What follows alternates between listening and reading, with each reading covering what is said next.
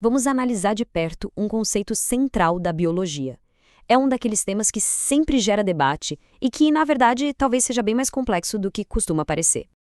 Então, a grande questão: a evolução é linear? Parece simples, não é? Mas a resposta que a gente geralmente ouve, bom, ela pode não estar contando a história completa. Vamos investigar isso? É só pensar naquelas imagens clássicas. De um lado, tem a famosa Marcha do Progresso, aquela fila que vai de um ancestral símio até o homem moderno, como se fosse uma escada. Mas do outro lado, a ciência nos apresenta a imagem de uma árvore da vida super densa, cheia de galhos se espalhando para todas as direções. Certo. Então vamos nos aprofundar um pouco nesse modelo que é o dominante hoje, a árvore da vida. Ela é, sem dúvida, a base da biologia moderna. E essa ideia não surgiu do nada, já pronta. Foi uma construção, claro. Começou lá com Charles Darwin, ainda no século XIX, com o conceito de descendência com modificação. Depois, lá pela metade do século XX, a chamada síntese moderna veio e consolidou esse modelo de ramificações. E mais para o fim do século, o trabalho de Willy Hennig com a sistemática filogenética foi absolutamente revolucionário, porque ele nos deu as ferramentas formais para reconstruir essa árvore toda. O que essa mudança para o modelo de árvore realmente significa é uma virada de chave gigantesca no pensamento.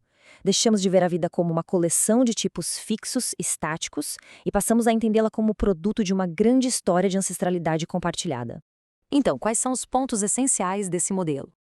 Primeiro, toda a diversidade que vemos é o resultado desses processos de ramificação ao longo da história.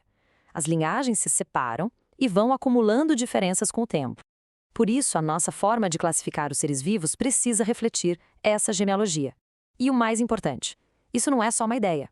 Ela é apoiada por múltiplas linhas de evidência, que vêm dos fósseis, da morfologia e dos dados moleculares.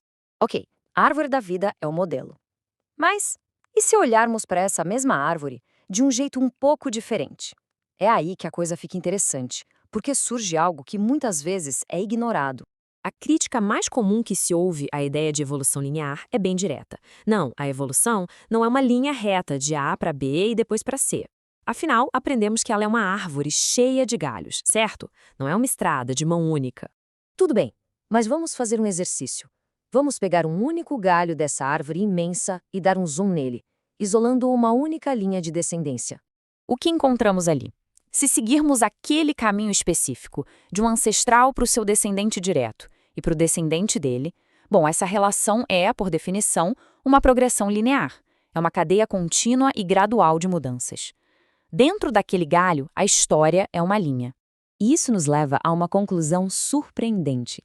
A ideia da árvore não acaba com a linearidade. Pelo contrário, ela a multiplica. Cada galho, cada linhagem é sua própria história linear. A árvore é, na verdade, um conjunto de incontáveis linhas de progresso acontecendo ao mesmo tempo. Com essa percepção, a gente consegue reformular toda a questão, olhar para ela com outros olhos. Então, aquela frase que todo mundo repete, a evolução não é linear, acaba sendo ao mesmo tempo correta e um pouco enganosa. Vamos separar as coisas. A interpretação correta é que essa frase rejeita a ideia de uma única escada do progresso para toda a vida, uma linha mestra universal. E nisso ela está certíssima. Mas a interpretação incorreta e o perigo é assumir que a linearidade simplesmente não existe no processo. E como acabamos de ver, isso não é verdade. Ela existe, só que dentro de cada linhagem. Então, como poderíamos refinar nossa definição? Talvez pensando na evolução como uma multiplicidade de sequências lineares que existem ao mesmo tempo. Cada uma dessas linhas corresponde a uma das linhagens que formam a grande árvore da vida. E essa visão mais refinada abre a porta para algo bem interessante, uma possível síntese, uma forma de talvez conciliar ideias que, à primeira vista, parecem totalmente opostas.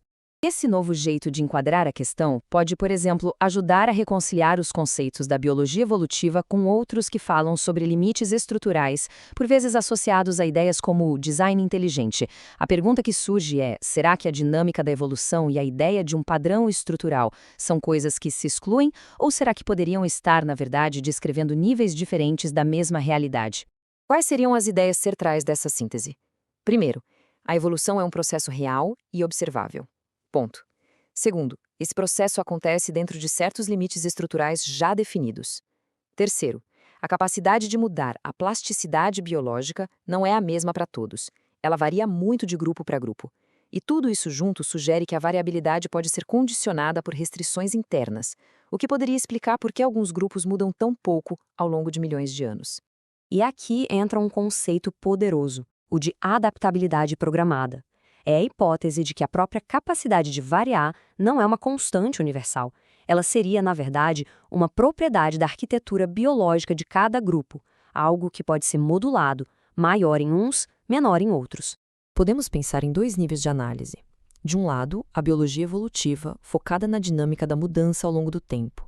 Ela explica a transformação dentro das linhagens, com o conceito central de descendência com modificação. Do outro lado, uma visão estrutural, que poderia ser associada ao design inteligente, foca na origem da organização estrutural em si.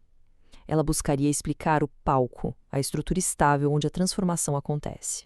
Então, o ponto central aqui é que nessa visão, a dinâmica evolutiva e a estabilidade da estrutura não são mais vistas como alternativas uma contra a outra. Elas seriam aspectos complementares de um sistema biológico complexo. A evolução, com suas árvores e adaptações, aconteceria dentro de um espaço de possibilidades já estruturado. Ela descreveria jornada, não a criação do mapa. Isso nos deixa com uma pergunta para reflexão. Será que os maiores debates da biologia, aqueles que parecem irreconciliáveis, são no fundo uma questão de perspectiva? Uma questão de olhar para a mesma realidade, só que com focos diferentes e níveis diferentes de análise? Talvez o desafio não seja escolher um lado, mas sim entender como as diferentes camadas da realidade se encaixam.